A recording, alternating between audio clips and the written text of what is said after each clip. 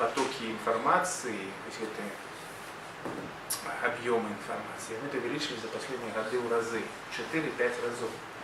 И коли эта информация ідзе, яна ёсць мае месца, то ёсць і тыя, хто выкарыстоўваюць эту інфармацыю. То есть наши дзеці, наша моладзь, ну, мы в першую чаргу, калі размаўляем пра будучыню кніг выдавецтва, навокал пра будучыню нашай краіны, павінны перш за ўсё думаць і гаварыць пра нашу моладзь.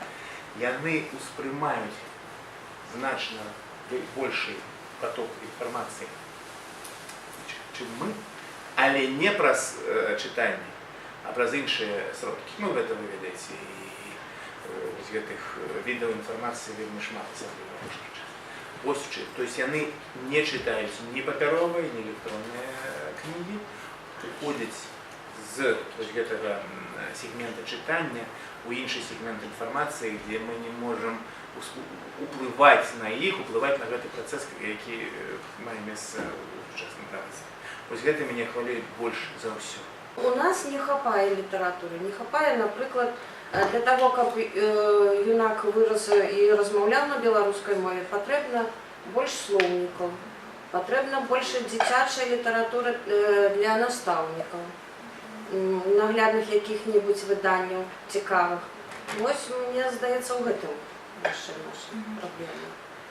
А вы могли бы нам для початку описать, хто наведвае ваш аддзел і, ну, увогуле, конечно, беларускамоўнай кнізе магчыма складана канкурировать с бестселлерами, которые перекладаются, которые продаются массово, там, яны добра раскручаны, распіарены, напэўна ж найперш набываюць, але хто все-таки, скажем, скроется гэту такую сцяну? Ну, безумоўна, шмат моладзі, якая цікавіцца зараз, з кожным годам усё больш расце цікавасць да замежнай літаратуры, перакладзенай на беларускую мову.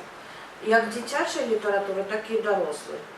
Потым, ну, ёсць у нас шмат пісьменнікаў, которые цікавяцца, якіх ведаюць, цікавяцца і набываюць іх кнігі. Это Людмила Рублевская. І ще назирається тенденція, я скажу, що ми так само приходять автори видавництва, що вся література, яка зв'язана з мистецтвом, з культурологією, з літературою, вона, як правило, на білоруській мові. Автори білоруськомовні.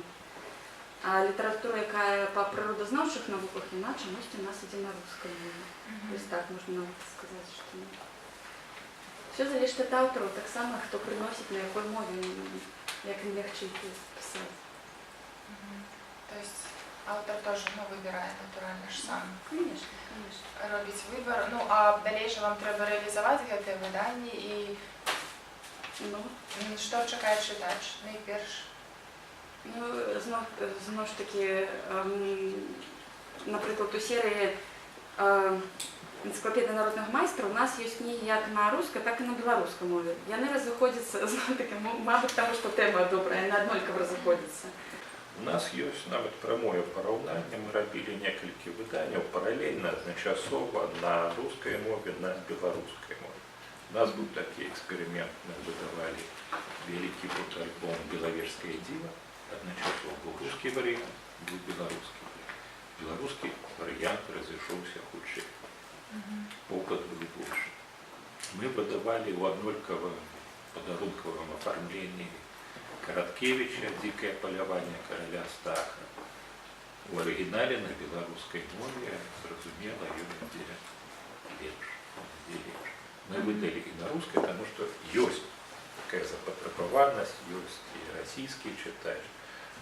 Конечно, мы частку книг выдаем про белорусскую культуру и на русской мове, але это выдания зарыентаваныя менавіта на турыстаў, на замежных.